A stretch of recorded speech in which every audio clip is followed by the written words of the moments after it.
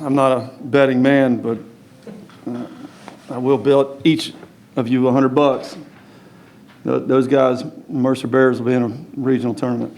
That club can flat out play. I had about 3 pro guys during the last couple of days call and say, "Get ready, man. These guys can flat out play." And I think you saw that tonight.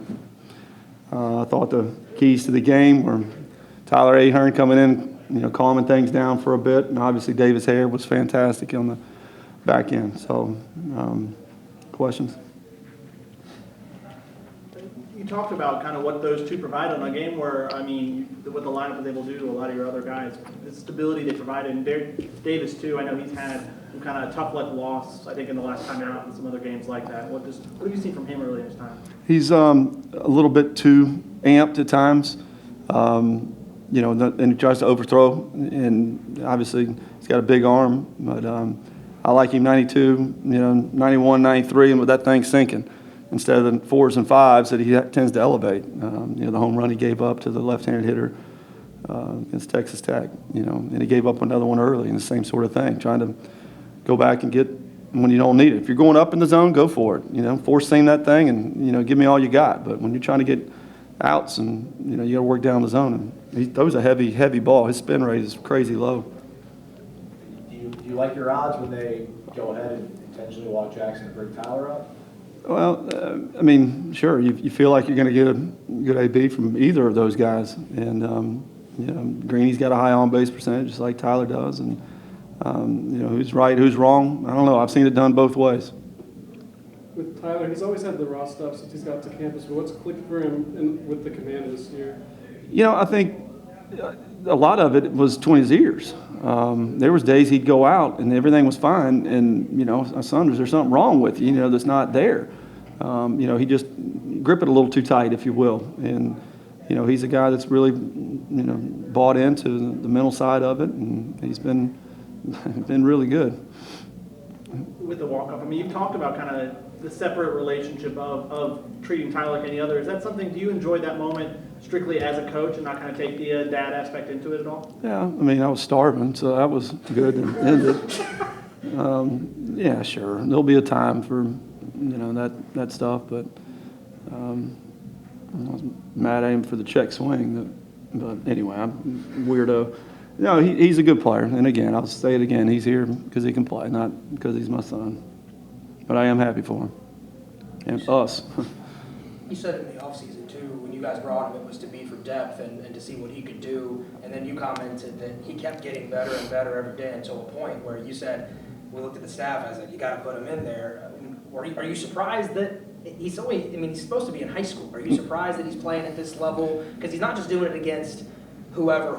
Texas Tech, he was fantastic. The moment wasn't too big for him tonight. Are you surprised as a ball coach that he's come in and adapted as quickly as he has? There's something to be said, about growing up in a dugout. You get used to it. It doesn't, the attention and the being able to control yourself. He's always been that type of guy. He beats himself up a little bit too much. And we're working on that to be able to flush things, and there's a few of them that got to do a better job of being able to flush it. But I thought he would be, a guy that would eventually get to where he could hit at the top, possibly. But it's been, I don't want to say a surprise. He's a good player, and I'm glad he's with us. You would know as well as anyone kind of the pressure of being the coach's son, having kind of living under that shadow and playing under that shadow.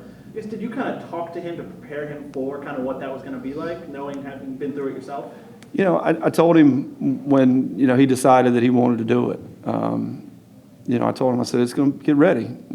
Everything that you do is going to be looked at. It's human nature by your teammates, by the fans, by the opposing team.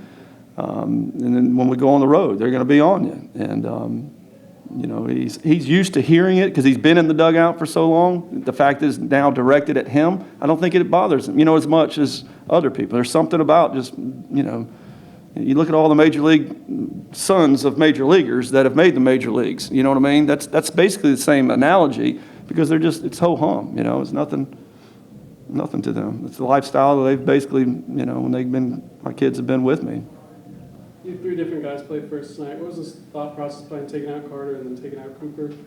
Yeah, I mean, there's things that we do that are set, and you know, when you break them, it's not, you know, it doesn't work. It's not, and they know that. And you know, I don't want to go into it, but they made mistakes that, you know, are unacceptable, and they're fine. They get it. So it's the young pups that you have to really worry about when you take them out of the game.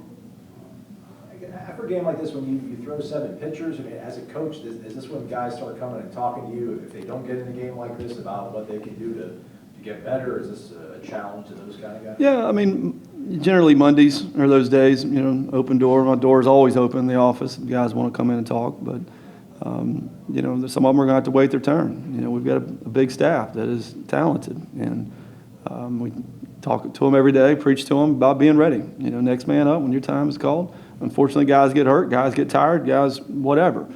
You got to be ready. You saw a number of pretty remarkable plays from the infielders tonight. Do you see? I mean, is it just the more you play, the more comfortable that you expect them to kind of get there? Yeah, and it's, again, you get used to things. And that was what my main focus of the post-game meeting was. You know, Nander had a bad AB, goes out, makes a spectacular catch. Greeny had a bad AB, goes out, makes a great defensive play. Nico Baldor, you can be a loser and say, oh, well, I haven't gotten my ABs, I haven't played first base in a while, I've got my crutch, I've got my excuses, but no, there was none of that, and that's what it's all about. Elijah homered again tonight, and I noted, just looking back, it's all been to center or right field. Are you starting to see in year 2 for him having an approach at the plate? Has it improved what he wants to do when he goes up to the plate? Because I imagine most high school kids, you don't really have to have an approach. In year 1, he might have struggled with that. In Yeah. year 2, what do you think? Yeah, I definitely think it's improving. And that also goes back to the hit by pitches. People are like, why do you harp so much on that? Well, you look and you're like, well, if I go in, there's a really good chance I'm going to hit him because he ain't moving.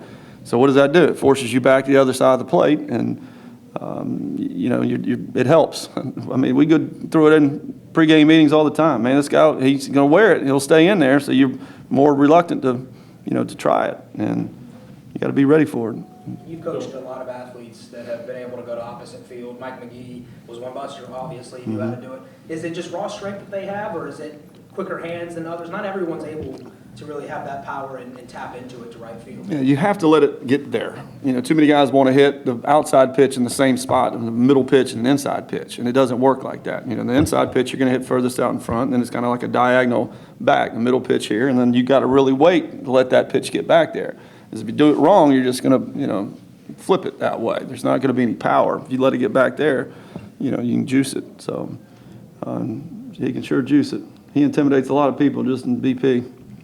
No Jack tonight. Was that a fatigue thing or just a coaching decision to save him for the weekend? Yeah, once we got in it, you know, we kind of said, you know, he was the one that had a star beside his name. Like, if you can, him and Messick, don't use him. You know, Chaz is Chaz, and he's always ready. But, you know, we just tried to be smart about it. Felt like he had some, you know, some of the highest leverage situations. You know, some pitches are different than other pitches, you know, and he had a bunch of them, and we decided it'd be best for him. Let him know. Okay. Everybody good? Thanks, guys. Appreciate it.